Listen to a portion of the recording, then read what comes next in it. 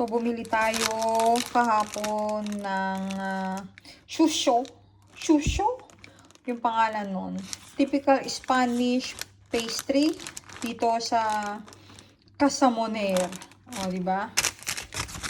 Tatlo yung binili natin.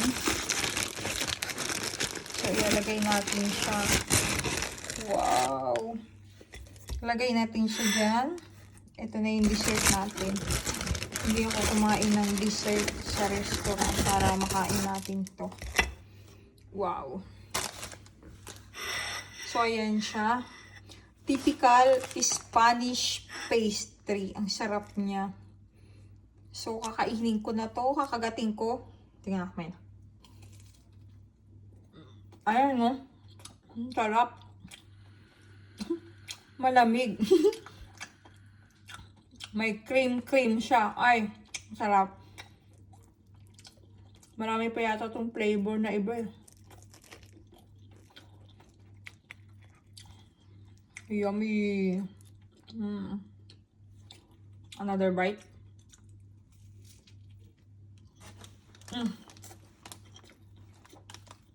Kasarap. Tataba na naman tayo. O siya, kain tayo mga pango. Yummy. Yum yum.